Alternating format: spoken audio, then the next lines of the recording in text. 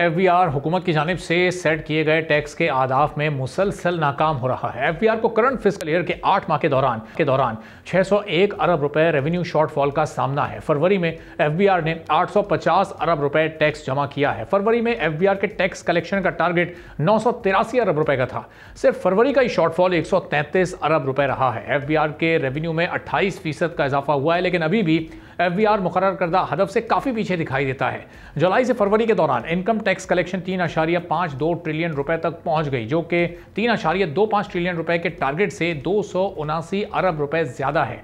जबकि sales tax की collection 2.5 trillion रुपए रही है, जो कि 3.1 ट्रिलियन रुपए के टारगेट से 579 अरब रुपए कम रही है।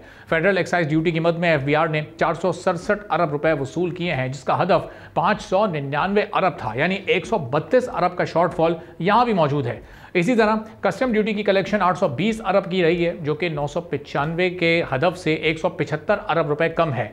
माहिरीन के मुताबिक अगर एफबीआर इसी स्पीड से काम करता रहा और आदाफ के उसूल में हर महीने इसी तरह से नाकामी होती रही, तो फिस्कल ईयर के आखिर तक टैक्स शॉर्टफॉल 1000 अरब के करीब भी पहुंच सकता है। हुकूमत की जानिब से करंट फिस्कल ईयर के लिए 129 खरब 70 अरब रुपए का हदफ रखा गया है, जिसे अचीव करना इस वक्त बहुत मुश्किल दिखाई दे रहा है। इसके बावजूद हाई टैक्स अथॉरिटीज़ IMF के जारी प्रोग्राम के मुताबिक टैक्स टू GDP रेशो 10.6% तक जाने के लिए पुरुमीद है। फर्स्ट और सेकंड क्वार्टर में टैक्स टू GDP रेशो 9.6% और 10.8% रिकॉर्ड किया गया है।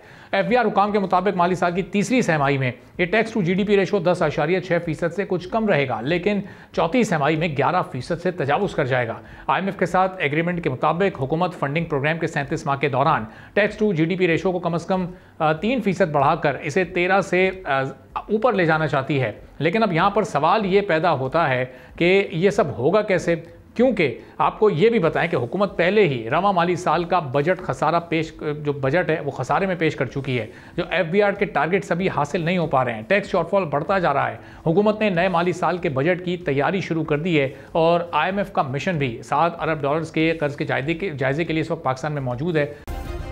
सब्सक्राइब करें और बेल दबाएं ताकि कोई खबर रह न जाए।